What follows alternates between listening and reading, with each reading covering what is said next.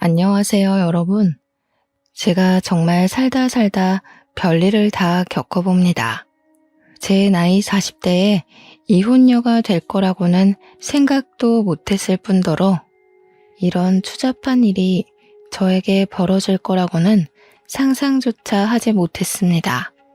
누군가에게는 속 터지는 이야기일 수도 있고 혹은 짠하게 들리는 이야기일 수도 있지만 여기다가 풀어놓지 않으면 제 명예 못 죽을 것 같아서 이렇게 이야기를 해봅니다.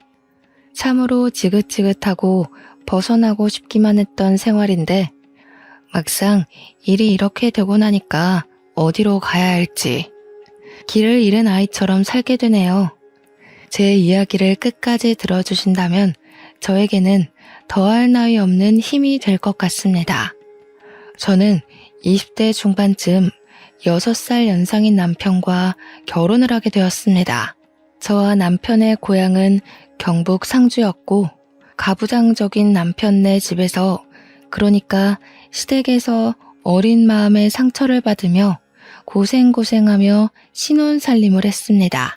남편이 그때까지 제대로 된 직장이 없었기 때문에 곶감 농사를 하는 시댁에서 호되게 혼이 나면서 일을 도우며 살고 있었죠. 고생 끝에 낙이 온다고 줄줄이 낙방만 하던 취업이 드디어 성공을 하고 말았습니다. 저는 서울에 올라간다는 설렘보다 드디어 시댁에서 벗어날 수 있다는 마음에 하루하루 손을 꼽아 서울로 상경하는 날을 기다렸죠. 시모는 끝까지 서울에 가면 고생한다고 이 동네에서 먹고 살 일을 찾아야지 서울에 가느냐고 남편을 뜯어 말렸습니다. 하지만 그때에는 서울에 간다는 사실 자체가 성공을 했다는 증명이기도 했기에 남편은 그 손을 뿌리치고 저와 서울에 올라왔습니다. 처음에 상주 촌년이 서울의 빌딩 숲을 보고 얼마나 놀랬는지 모릅니다. 서울에 오니 시집살이 시키던 시모가 없어서 얼마나 행복했는지 마음의 안정이 빠르게 찾아오더라고요. 제가 또 하필이면 친정 부모 없이 자란 천의 고아였거든요. 제가 어릴 때 두 분 모두 돌아가신 걸로 알고 있습니다. 물론 정확한 사정은 모르지만 동네 사람들이 저를 품앗이하듯 키워주셨는데 모두들 저에게 부모님이 돌아가셨다고 말을 해주셨어요. 저는 마을 주민들의 도움이 없었더라면 한겨울에 추위에 얼어 죽었거나 배가 골아 죽었을지도 모릅니다. 저는 어릴 때부터 마을에 온갖 자비를 하면서 밥을 얻어먹었고 학교를 다녔습니다. 그래서 지금 남편과 결혼한다고 시댁을 방문하여 인사를 드렸을 때 시모는 밥주걱을 저에게 던지시기도 했었습니다. 어디 만날 여자가 없어서 마을 사람들이 업어 키운 계집애를 데리고 오냐고 부모 목숨 뺏어간 계집애라고 재수 없다고 하셨습니다. 남편이 박박 우겨서 결혼을 하긴 했는데 취업이 되지 않아서 2년 동안 시댁에 얹혀 살아야 했죠. 그 인연이 정말 저에게는 두 번 다시 겪고 싶지 않은 지옥의 기간이었습니다. 세상에 시집살이를 이렇게까지 시킬 수 있나 싶을 정도로 저희 시모는 지독한 사람이었습니다. 상주가 또 곶감이 워낙 유명한 곳이지 않겠습니까? 시댁이 꽤 큰 농장을 가지고 있었는데 인터넷에 상표만 쳐도 줄줄이 고급 곶감으로 나오는 그런 업체를 운영하고 계셨습니다. 그 곶감을 제 손으로 일일이 말리고 털어내고 엮고 하면서 만든 것입니다. 그거야 뭐 잡노동이기도 했고 밥을 얻어먹기 위해 다른 집에서도 했던 일이기에 익숙하긴 했던 터라 괜찮았습니다. 근데 그 일을 하다 보면 진짜 손끝에 있는 감각이 다 사라질 정도로 쓰라리고 아프거든요. 그런 와중에 식사를 차려야 하니까 주방에서 밥을 짓고 있으면 일부러 보일러를 꺼두시는 게 우리 시모였습니다. 찬물만 쓰라고 하는데 손끝에 찬물이 닿으면 정말 악소리가 절로 나올 정도입니다. 치졸하게 저를 괴롭히셨던 거죠. 제가 그 2년 동안 살이 쭉 내려서 볼품이 없을 정도로 마르기도 했답니다. 오죽하면 동네 아주머니들께서 그 집 시집살이가 얼마나 심하면 우리 끝순이 살이 다 빠져서 시체 같다고 할 정도였습니다. 아, 제 이름이 끝순이는 아니지만 동네 품앗이를 하며 자랐다고 하지 않았습니까? 동네 분들은 애칭처럼 저를 모두 끝순이라고 불러주셨습니다. 집안의 막내딸이다 하시면서요. 동네 분들이 전부 제 어머니이자 아버지셨죠. 아무튼 서울에 상경을 하고 나니 세상에 이렇게 멋있는 사람들이 존재할 수 있나 싶더라고요. 길을 가다 마주치는 사람들이 전부 연예인 같고 모델 같고 그랬습니다. 하나같이 세련되고 화장도 어쩜 저리 잘하는지 저 같은 촌년은 꿈에도 못 꿀 정도더라고요.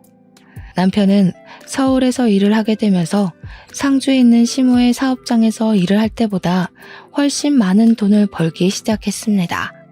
하지만 돈을 많이 벌어봐야 어마어마한 서울 물가에 기가 죽어 저희는 혀를 내두르면서 지내야 했죠.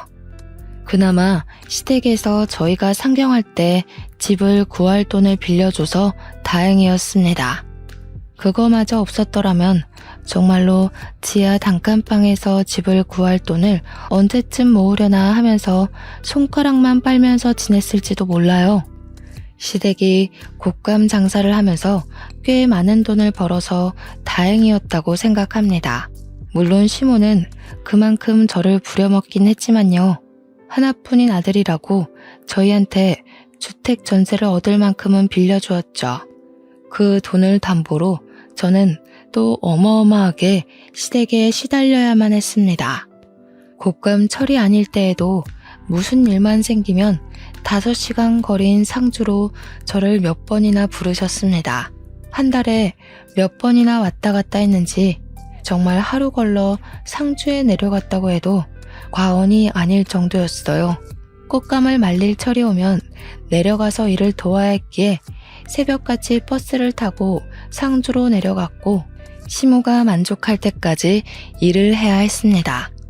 당연히 남편은 서울에서 일을 해야 했기에 남편만 서울집에 덜렁 두고 가야 하는 일도 많았죠. 그러던 도중 저의 뱃속에 새 생명이 자라나고 있다는 사실을 알게 되었습니다. 몸에 미열도 있고 속이 메스꺼리고 머리가 아파서 병원에 찾아갔더니 산부인과에 가보라고 하더군요. 그날 남편의 손을 잡고 산부인과에 가서 임신 소식을 알게 되었고 저는 시댁에 연락을 드렸습니다. 제가 임신을 했다고 하니 시모가 저에게 당장 상주로 내려오라고 말을 하셨고 저는 마음을 졸이며 상주에 남편과 내려갔습니다. 시모는 남편에게 잠시 일을 좀 보고 올 테니 집에 있으라고 했고 저는 시모를 따라 나섰죠. 시모의 손에 이끌려 도착한 곳은 다름 아닌 점집이었습니다. 저는 왜 점집에 왔는지 이유를 몰라 시모를 쳐다봤습니다. 그러자 여기가 아주 용한 점집이라면서 군소리하지 말고 따라오라고 하시더군요. 점쟁이 앞에 저를 떡하니 앉히시더니 시모가 아들이요 딸이요 하고 묻는 게 아니겠습니까? 그러자 점쟁이가 인상을 팍 쓰면서 시모한테 당신 집에는 아들 기운이 없어? 라고 호통을 치시는 겁니다. 그 이야기를 듣자마자 시모가 갑자기 일어나라며 제 딸을 질질 끌고는 상주에 있는 작은 산부인과 앞으로 데리고 갔습니다. 병원에 가서 여기 애도 떼주지? 하는데 정말 제 온몸의 피가 차게 식는 듯 했어요. 아직 성별도 나오지 않은 작은 점 같은 아이를, 딸인지 아들인지 모를 아이를 어떻게 점쟁이 말만 듣고 그럴 수 있는지요. 시모가 병원 접수처에서 하는 이야기를 듣자마자 저는 놀래서 뛰어내려갔습니다. 시모가 뒤에서 거기 서라고 쫓아오는 소리가 들렸지만 섰다가는 큰일이 날 것 같았습니다. 신발이 한짝 벗겨진 것도 모른 채로 내달려 공중전화 앞에 섰고 남편이 기다리고 있을 시모 집으로 전화를 걸었습니다. 남편이 받자마자 시모한테 이끌려 동네 산부인과에 갔는데 아들 아닌 것 같다는 점쟁이 말에 수술을 시키려 했다고 두서없이 말을 막 뱉었어요. 남편도 놀래서 제가 도망친 공중전화 앞으로 달려왔고 분노에 휩싸인 남편과 함께 시댁으로 돌아갔습니다. 시댁에 도착하니 시모가 마땅치 않은 얼굴로 저를 바라보며 혀를 끌끌 차고 있더라고요. 그 용한 점쟁이가 우리 집에는 아들 기운이 없다는데 계집이 나와서 어디다 쓸 거냐고 삿대질을 막 하시는 겁니다. 남편이 어디 그런 사기꾼의 말을 듣고 아직 전밖에 되지 않은 아이한테 나쁜 짓을 하려더냐고 같이 성을 냈어요. 그러니까 시모가 밖에서라도 아들을 낳아오라고 대는 이어야 하지 않겠냐고 자기 할 말만 하시더라고요. 남편은 산모 앞에서 그런 이야기 하지도 말라고 하셨고 저는 그제야 한쪽 발이 맨발인 걸 알게 되었습니다. 달리다가 긁힌 건지 발이 상처투성이가 되어 있더라고요. 그 발을 보는데 너무나도 제 처지가 어떤지 느껴졌어요. 시모는 자기한테 성을 내는 아들에게 실망했다며 아들 키워봐야 소용이 없다고 가슴을 막 치셨습니다. 그러자 남편이 아들 키워봐야 소용없는데 왜 우리한테 아들 낳아오라고 타령을 하냐면서 서울 가겠다고 했습니다. 표독스럽게 저를 바라보던 시모는 여우 같은 년이 우리 아들을 홀려놨다고 저랑 함께 막 달려오시더라고요. 저는 너무나도 공포스러웠습니다. 시모가 달려오는데 정말 눈을 뒤집으면서 달려오시더라고요. 다행히 남편이 왜 이러시냐며 시모를 내동댕이 쳤고 엉덩방아를 찌른 시모는 그 자리에 주저앉아 엉엉 우셨습니다. 남편은 저에게 미안하다고 계속 사과를 하고 시모는 저한테 애를 당장 지우라고 우리 아들이 힘들게 번 돈 딸에게 쓸 수 없다고 소리치셨죠. 결국 남편은 시모에게 사과하기 전에도 전화도 하지 말고 찾지도 말라고 하고는 저를 끌고 서울에 올라왔습니다. 서울로 가는 차 안에서 남편이 아직 판판한 제 배를 만지며 울더라고요. 이제 시댁에 오지 말라고. 아이를 낳을 때까지는 죽어도 오지 말라고요. 그 뒤로 저는 서울에서 지내면서 어떻게든 시모의 연락을 피하기 위해 노력을 했어요. 곶감 농장의 일이 바빴던 터라 시모가 서울에 올라올 수 있는 날이 없었기에 그나마 다행이었다고나 할까요. 임신 5개월쯤 되었을 때 병원에서 넌지시 아이의 내복은 파란색으로 준비하시는 게 좋겠네요. 라는 이야기를 듣고 나서야 뱃속의 아이가 아들이라는 걸 확신했습니다. 무당이 정말 사기꾼이었는지 아들 기운이 없다더니 떡하니 아들을 임신하고 있었던 거죠. 혹여라도 그날 도망을 치지 못해서 수술대 위에 올랐더라면 우리 떡두꺼비 같은 아들은 만날 수 없었을 겁니다. 우여곡절 끝에 결국 아들을 무사히 낳았고 병실에 누워있다가 잠이 들었는데 누군가 쳐다보는 느낌에 눈을 뜨니 시모가 저를 빤히 보고 있더라고요. 순간 어찌나 놀랐는지 입에서 악소리가 절로 나왔습니다. 시모가 겸연쩍어 하면서 저한테 그러더군요. 그래, 고생했다. 아들 낳았으니까 할 일 다 했다. 하시면서 제 손을 잡는 겁니다. 저는 솔직히 소름이 돋았습니다. 태도 변환이 너무 빠른 것 아닌가 싶었거든요. 저도 말이 곱게 나오지 않았기에 시모한테 어머님이 애 지우라고 할 때 지웠으면 큰일 날 뻔했네요. 하니까 시모가 눈에 쌍심지를 켜고 내가 언제 그랬어? 이러더라고요. 진짜 치매 검사라도 받으셔야 하는 거 아닌가 하는 생각이 들었죠. 자연분만이었지만 꽤 난산을 겪었던 터라 다른 산모보다 이틀을 더 입원해 있었는데 집으로 돌아와서도 시모가 상주에 내려갈 생각을 안 하더라고요. 그러면서 저한테 우리 남편을 낳았을 때 엄청나게 힘들었었다면서 너는 애도 잘 낳는다 하시며 본인 이야기를 하시더라고요. 솔직히 저도 진통이 꽤 길었고 아이가 중간에 걸려서 나오지 않아 엄청 힘들게 애를 낳았었는데 시모가 제 노력은 몰라주고 그런 말을 해서 속이 상했죠. 시모는 아랑곳하지 않고 본인 이야기를 계속 이어갔습니다. 시모는 늦은 나이에 겨우겨우 시부와 결혼을 했고 아이가 바로 들어서지 않아서 고생을 했다고 하더라고요.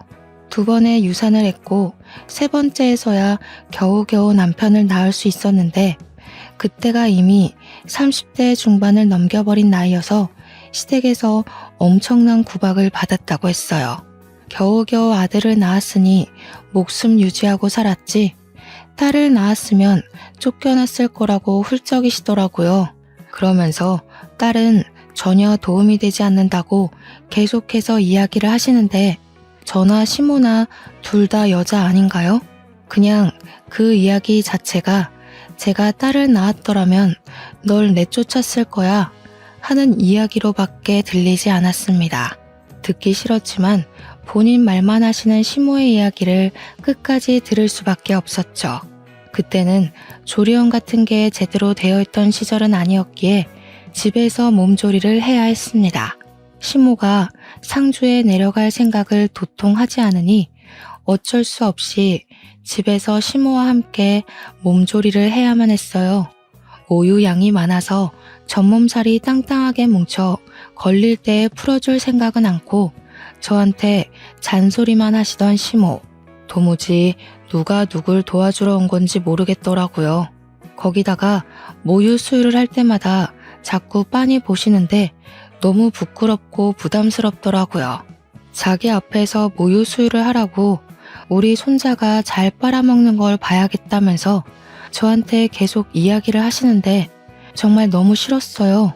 제가 시모랑 목욕탕도 한번 가본 적 없는 사이거든요. 상주로 내려갈 생각은 전혀 없으시고 자꾸 저를 힘들게만 하시니까 결국 남편한테 도움을 요청했습니다. 어머님이 너무 부담스럽게 하고 사사건건 집안일로 트집을 잡아서 도무지 몸조리를 할 수 없다고요. 그런데 남편이 저한테 그러더군요. 오죽 손자가 보고 싶으면 그런 눈치를 주는데도 여기 붙어 있겠냐고요. 제 편을 들어주겠다던 남편은 아들을 낳자마자 손바닥 뒤집듯이 태세를 바꾸더군요. 몸조리 해야지 하시면서도 손 하나 까딱하지 않으시는 시모 덕에 제가 먹을 미역국도 제가 끓이는 신세가 되었습니다. 시모가 그 정도는 해줄 거라고 생각했는데 제가 미역국을 끓이니 고기를 넉넉하게 넣어야 아범이 좋아하는데 이런 이야기만 하시더라고요. 남편이 퇴근하고 집으로 돌아오면 8시 정도 되는 시간이었거든요. 그러면 저는 이미 일찍 저녁을 먹고 애를 재우고 있는 시간이었단 말이죠. 아무래도 신생아니까 자주 먹고 자주 자고 저도 아이랑 같이 틈틈이 자야 하니까요. 남편이 오는 시간이면 잠에 들 시간인데 그때부터 집안에서 맛있는 냄새가 아주 솔솔 풍기기 시작합니다. 신모가 남편 준다고 그때부터 부지런히 저녁상을 차리는 냄새였죠. 저는 몸조리 해야 된다고 내내 미역국만 먹이시고 그나마 그 미역국도 제가 끓인 거고요. 남편은 바깥일하고 왔으니 몸보신 든든하게 해야 된다면서 갈비찜에 꽃게탕에 난리가 났더라고요. 남편은 제가 뭘 먹으면서 버티는지 모르니까 엄마 손맛이 최고라면서 신나서 어쩔 줄 모르고요. 시모가 또 오죽 남편 입맛을 잘 알겠습니까? 허구한 날 애가 울든 말든 시장 가서 장을 봐오는데 진짜 너무 서럽더라고요. 우는 아이 달래느라 저는 밥이 코로 넘어가는지 입으로 넘어가는지 모르면서 지내고 있었는데요. 어느 날은 애가 새벽 내내 울기 시작하는 겁니다. 배앓이라는 게 뭔지도 잘 모를 때라 그저 아이가 잠투정을 한다고 생각했죠. 동네가 떠나가라 얼굴이 새빨갛게 변할 정도로 자지러지면서 울기 시작하는데 시모가 갑자기 부부 침실에 문을 벌컥 열고 들어오더라고요. 아무리 애가 운다고 해도 그렇지 부부가 사용하는 침실을 노크도 없이 야밤에 벌컥 열고 들어온다는 게 상상이나 가시나요? 그러더니 저보고 성질을 확 내면서 애를 안고 나가라는 겁니다. 제가 네? 무슨 말씀이세요? 하고 물어보니까 남편 잠 못 잔다고 나가래요. 주섬주섬 애를 포대기에 업고 나오니까 거실에 있지 말고 밖으로 나가라는 겁니다. 시모 본인이 남편이 아기 때 울면 그렇게 밖으로 나가서 동네를 몇 바퀴 돌았다면서 저보고 나가래요. 아무리 여름이라지만 모기도 많고 할 텐데 어딜 나가냐고 했더니 저한테 그럼 우리 아들 잠도 못 자고 출근하라는 게야? 난리가 났더라고요. 결국 저는 애만 덜렁 안고 쫓겨나서 어쩔 수 없이 애를 재우기 위해 동네를 3바퀴나 돌았습니다. 그 뒤로는 애가 밤에 울기만 하면 저보고 나가서 애 달래고 오라고 하더라고요. 도대체 저는 잠을 언제쯤이나 잘 수 있는 걸까요? 그렇게 몸조리도 못하고 동네 돌고 밥도 제대로 못 먹고 하니까 결국 제 몸이 망가져 쓰러지고 말았습니다. 병원에서 눈을 딱 떴는데 시모가 혀를 끌끌 차면서 이제는 또 몸이 허약해서 문제라고 하시는 겁니다. 저한테 그래서 둘째는 언제 가지고 언제 낳을 거냐고 돈 잡아먹는 귀신이 붙은 게 틀림없다 하시더군요. 병원에 이렇게 누워있으면 하루에 돈이 얼마가 깨지는지 알고는 있냐면서 저 때문에 남편만 고생하게 생겼다고 하는데 너무 서러웠습니다. 제가 엉엉 울고 있자 의사가 들어오더니 안 그래도 쓰러진 사람인데 자꾸 울면 탈수 온다고 물 많이 마시라고 하더라고요. 그러면서 하는 말이 출산한 지 얼마 안 돼서 영양분을 골고루 많이 섭취하셔야 되는데 영양분이 모자라대요. 현대사회에 영양실조로 쓰러져서 실려오는 사람이 몇 없다고 잠도 못 자고 지금 몸이 말이 아닌 상태라고 하더라고요. 그러면서 멀찍이 있는 제 남편한테 육아도 도와주시고 몸조리도 도와주셔야지요 하더라고요. 생판 남인 의사 선생님도 제 편을 들어주는데 진짜 너무 서러우니까 아무 말도 못하겠더라고요. 근데 남편이 거기서 뭘 하는 줄 아세요? 고기 반찬을 그리 먹는데 왜 영양실조가 오지? 하더이다. 악에 바친 제가 막 이야기를 했어요. 그 고기 반찬 어머님이 넣어놔 주지 나는 미역국만 먹었다고. 당신이 미역국 안 먹는 거 알자마자 미역국에 고기 조각도 못 넣게 한다고 막 소리를 질렀습니다. 시모가 저한테 미친 개야? 하면서 난리를 치는데 의사가 고개를 절레절레 흔들면서 고기 많이 드세요 하더라고요. 그날 수액을 다 맞고 퇴원을 하려고 하는데 시모가 보이질 않더군요. 어머님 어디 갔냐 물어보니 상주로 내려가셨다고 남편 보기 부끄러워서 도망을 가신 겁니다. 그 뒤로는 남편이 의사 말이 마음에 걸렸는지 고기 사 먹으라고 돈을 막 쥐어주더라고요. 그래서 원 없이 고기 구워 먹었습니다. 아들이 100일쯤 지나니까 육아도 할만하더라고요. 아이를 키우면서 누가 제일 보고 싶었는지 아세요? 나를 낳아준 부모도 아니고 자기 자식도 아닌데 저를 챙겨주시고 키워주셨던 상주 사람들이 보고 싶더라고요. 우리 끝순이 끝순이 하면서 저를 정말 막내처럼 챙겨주셨던 그 어르신들이요. 산후 우울증이라는 게 이렇게 찾아오는 건지 꿈에도 몰랐습니다. 하루 종일 쳇바퀴 돌듯이 아이가 일어나면 분유를 먹이고 눈 맞추고 놀아주다가 또 분유를 먹이고 울면 달래주고 하루 종일 그러고 있으니까 너무 우울하더라고요. 남편은 바빠서 주말에도 출근하기 일쑤였고 바깥 바람을 제대로 쐬지 못하니 너무 답답했어요. 남편이 돈을 많이 벌어다 주면 뭐합니까? 돈을 쓸 시간이 없는데. 그렇게 아이가 태어난 지 5개월이 지났을 무렵 시댁에서 어김없이 저를 찾는 전화가 걸려왔습니다. 겸사겸사 애도 보고 싶고 제가 할 일이 있으니까 상주에 애 데리고 내려오라고 하시더군요. 꽃감 시기가 다가온 것이었습니다. 남편 보고 같이 가주면 안 되냐고 물었더니 일이 바빠서 도무지 같이 갈 시간이 나지 않는다고 혼자 갔다 오라고 하더군요. 저만 홀로 갓난아이를 업고 짐을 싸서 5시간을 버스를 타고 내려갔습니다. 상주에 도착을 하고 나니 시모가 바로 애부터 빼앗아 들고는 저에게 일을 하라고 하더군요.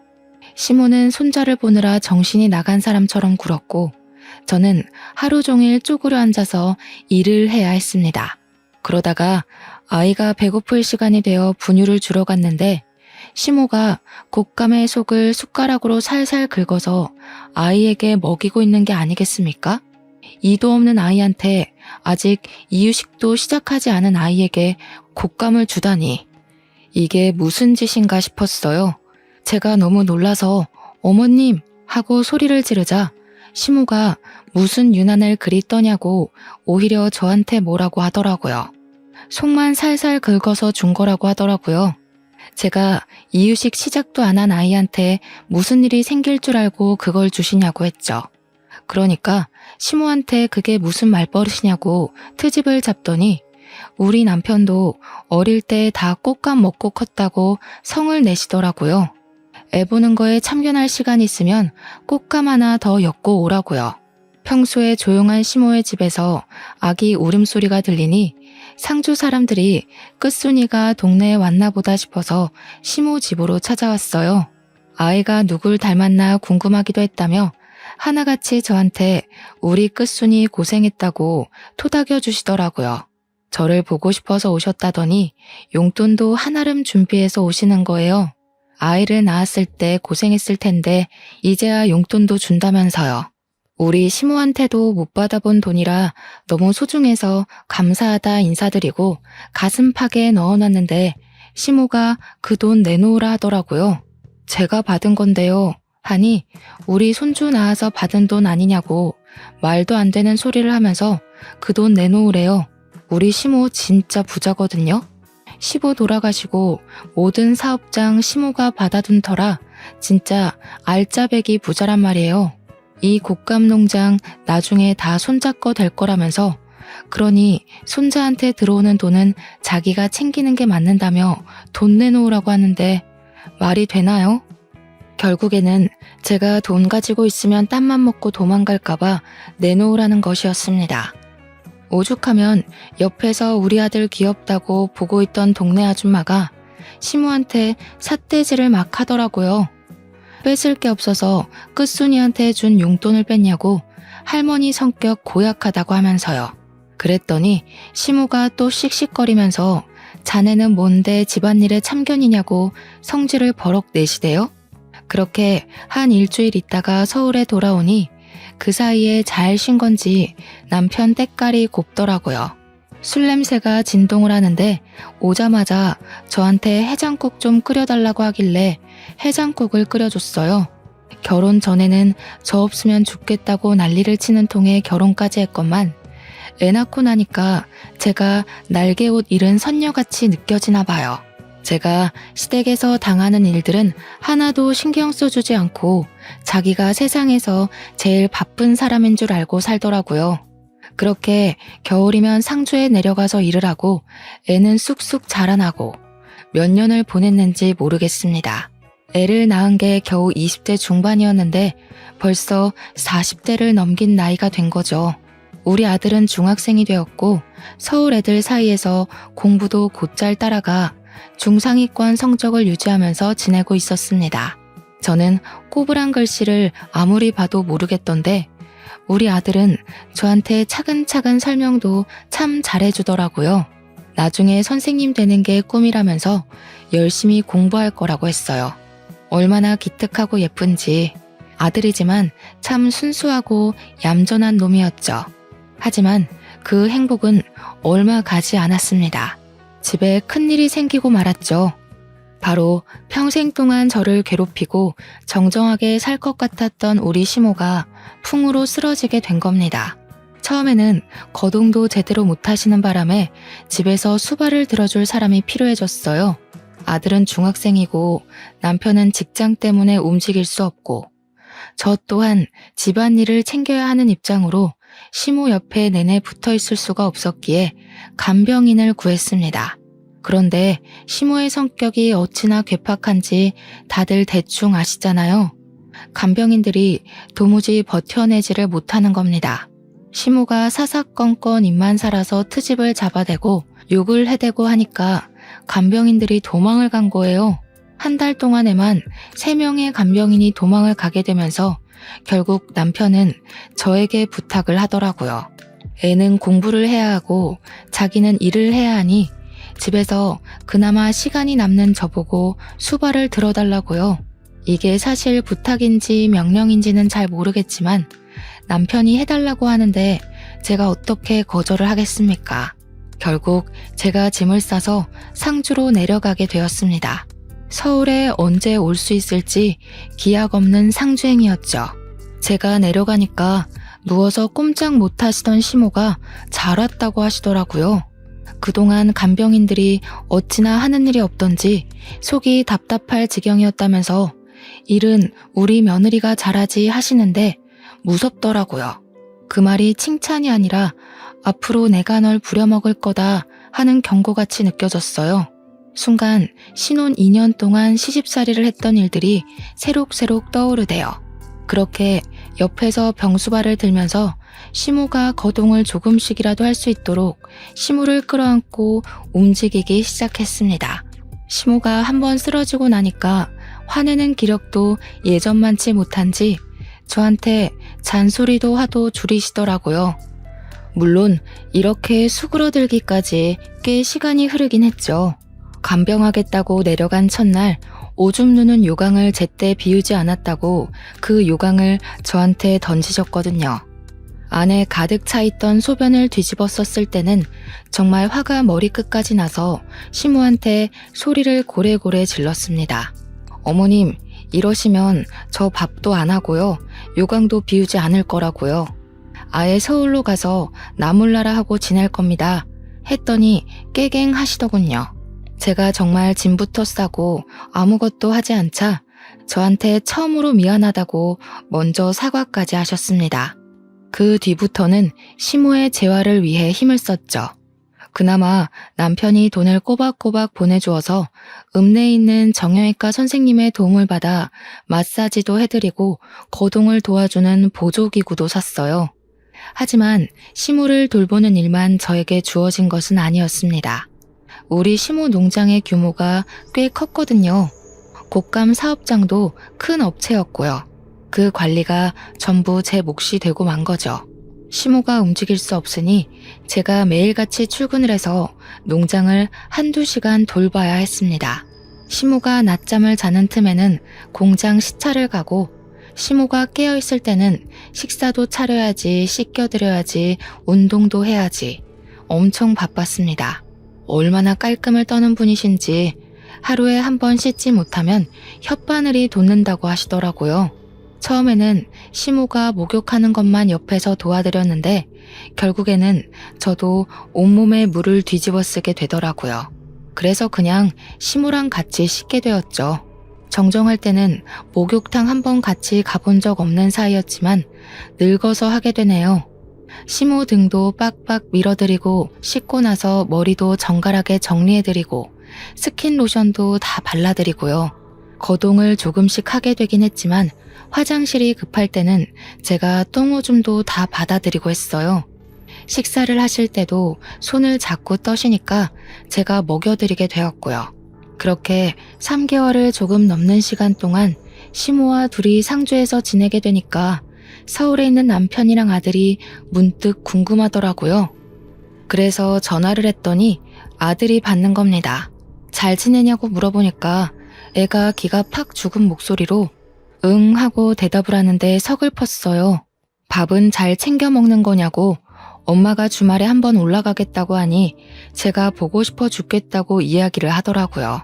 아들이 그렇게 이야기를 하니까 당장이라도 달려가고 싶은 마음이 들어서 시모에게 이야기를 했죠. 주말에 서울에 좀 다녀올게요 하니까 제가 없으면 불안한 시모가 손자를 상주로 오게 하면 안 되냐고 하는 겁니다. 그래서 아들에게 혹시 주말에 상주로 내려올 생각 있냐고 물어보니까 냉큼 오겠다고 하더라고요.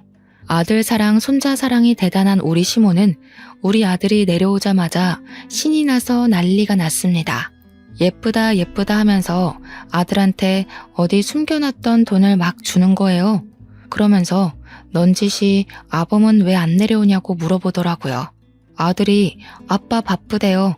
저만 다녀오랬어요 하는데 시모 얼굴에 실망이 가득하더라고요. 금이야 오기야 키운 아들이니까 더 서운하고 그랬겠죠. 자식 새끼 키워봐야 소용 하나도 없나 하시는데 제 마음이 더 무너지는 것 같았습니다. 그렇게 주말이 지나고 아들이 올라가니까 시모가 너무나도 적적해해서 남편에게 전화를 걸었습니다. 여보, 주말에 상주 좀 와. 어머님이 보고 싶으신가 봐. 하니까 남편이 저한테 자기는 뭐 서울에서 놀고 있는 줄 아냐면서 바쁘다고 아무 때나 전화하지 말래요. 그러더니 전화를 뚝 끊어버리는 게 아니겠어요? 황당해서 허 하고 있는데 시모가 아범이니? 하시대요. 그래서 아니에요, 친구예요 했습니다. 시모가 넌 짓이 아범이 참 못됐어. 어찌 제 어미가 아픈데 한 번을 안 오냐고 하더라고요. 그래서 제가 있잖아요. 어머님, 제가 살가운 며느리는 아니었죠. 하니까 시모가 갑자기 눈물을 훔치시는 겁니다. 아니다 얘야. 내가 못됐지. 허구한 날 찬물에 설거지 시키고 시집살이 시키고 그때는 우리 아들이 뭐가 모자라서 너랑 결혼하나 했다. 내가 우리 손주 밖으로 나오지도 못하게 할 뻔했고 이 늙은이가 이제 와서 벌 받는갑다. 그렇게 말씀하시는데 저도 눈물이 주르륵 나더라고요. 그러면서 시모가 저한테 자기 죽으면 그래도 곶감 손질도 다 할 줄 알고 공장 굴러가는 법도 알고 있으니 사업체를 물려받으면 되지 않겠냐고 하시더군요. 애는 서울에서 공부시킨다 해도 저는 여기 내려와서 가업 이어나가면 돈 걱정은 없이 살 수 있을 거라고요. 옛날에는 다 제가 싫고 미워서 그런 잡일들을 시키는 거라고 생각했는데 그게 아니었던 거죠. 곶감 엮는 것부터 고르는 법 하나하나 시모가 저를 붙잡고 알려주었던 게 생각이 나더라고요. 그게 다 나중에 저에게 이 사업체를 물려주기 위해서 알려주셨던 거였어요. 그렇게 시모랑 부대끼며 산 지 1년이 조금 넘었을 때 저와 시모는 정말 많이 친해졌습니다. 그동안 우리 아들도 주말이면 상주에 내려와서 지냈고요. 그러면 제가 또 반찬 같은 걸 바리바리 싸서 보내주곤 했어요. 우리 아들 잘 먹고 잘 컸으면 좋겠어서요. 우리 아들이 어느 날 저에게 자기도 상주에 내려와서 살면 안 되냐고 물어보더라고요. 저는 아들에게 서울에서 공부해야지 여기는 학교도 없으니까 별로 좋은 환경은 아닌 것 같다고 이야기를 했습니다. 그러니까 아들이 서울이 싫다고 하는 겁니다. 무슨 일 있냐고 물어봐도 아무 일 없다고 말을 하는데 제 마음은 또 그게 아니더군요. 그래서 아들이 자는 사이에 남편에게 전화를 걸었습니다. 밤 11시가 넘어가는 시간이라 남편이 자고 있나 싶긴 했지만 오기가 생기더라고요. 2번, 3번, 4번 전화하는데 계속 받지 않으니까 받을 때까지 전화를 걸었습니다. 11번째 드디어 전화를 받더니 버럭 소리를 지르는 거예요. 야, 왜 자꾸 전화를 하고 그래? 그렇게요. 저는 왜 전화를 안 받냐고, 뭐 하고 있었냐고, 우리 아들한테 무슨 일이 있길래 자꾸 상주에서 살고 싶다고 이야기하는 거냐고 물어봤죠. 그랬더니 저한테 그놈이 상주에 있는데 왜 자기한테 물어보냐고, 서울이 싫은가 보지, 상주에서 살라고 해, 하는 겁니다. 그러면서 돈은 꼬박꼬박 보내줄 테니까 걱정하지 말고 상주에서 지내라고 하는데 순간 느낌이 쎄하더라고요. 이놈이 바람이라도 났나? 왜 자꾸 나랑 아들을 상주에서 못 올라오게 하려는 걸까 싶고요. 자꾸 전화도 피하고 전화하지 말라고 하는 것도 이상하게 느껴졌어요. 전화를 끊고 한참을 전화기 앞에서 멍하니 있었는데 뒤에서 기척이 느껴지더라고요. 아범이 바람이 났다냐? 저는 소스라치게 놀랐습니다. 분명 우리 시모가 자고 있는 걸 확인하고 남편에게 전화를 건 것이었거든요.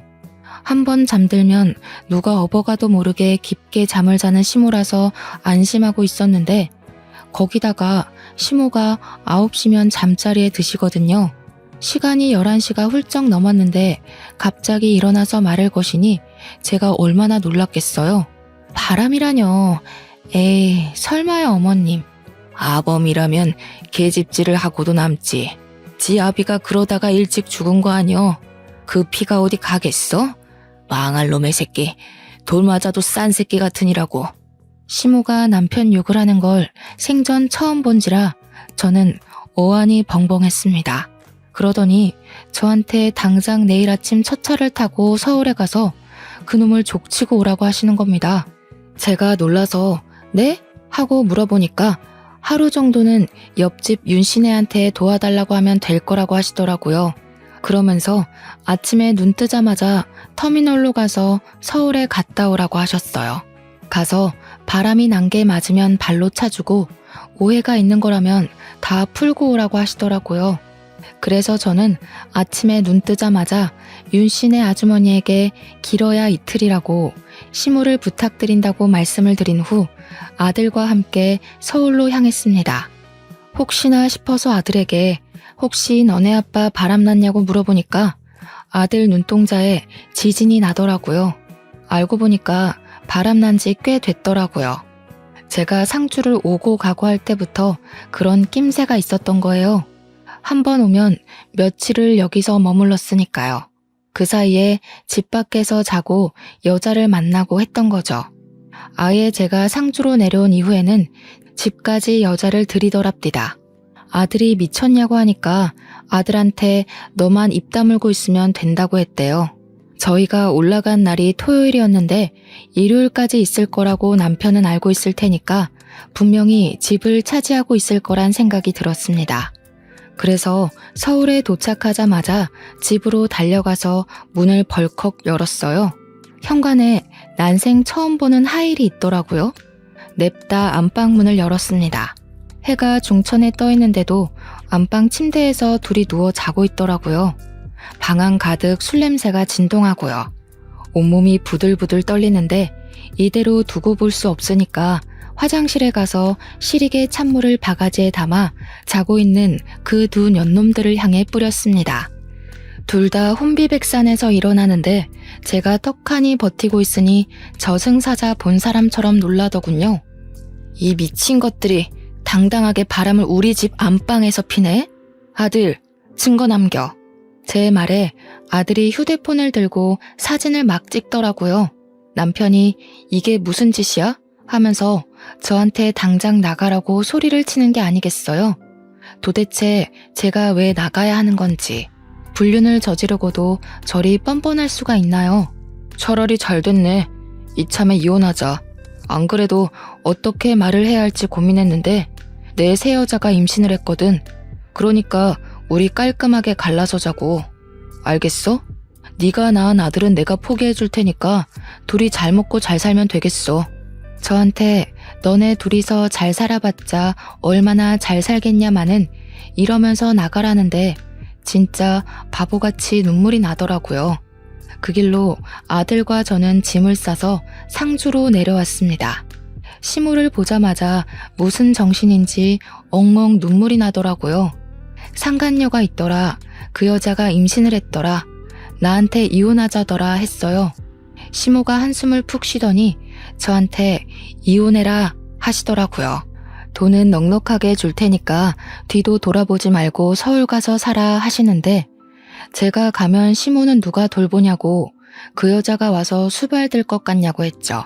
그러더니 시모가 남편에게 전화를 걸어서 그 다음 주에 그 여자 데리고 한번 와봐라 하시는 겁니다. 저는 이게 무슨 상황인가 싶어서 눈만 동그랗게 뜨고 있는데 시모가 또 어딘가에 전화를 하더니 지금 당장 와주소 하시더라고요. 무슨 일인지 몰라서 멍하니 서 있는데 1시간쯤 지나니까 시내에서 변호사 사무실을 운영하는 변호사님이 찾아오셨어요. 시모가 유언장을 좀 쓰고 싶은데 증여도 가능하죠? 하시는데 저랑 아들은 무슨 상황인지 몰라 가만히 있었죠. 내가 이 집이랑 곡감 농장을 전부 우리 며느리한테 주고 싶은데 며느리한테 줬다간 아들한테 뺏길 수도 있소?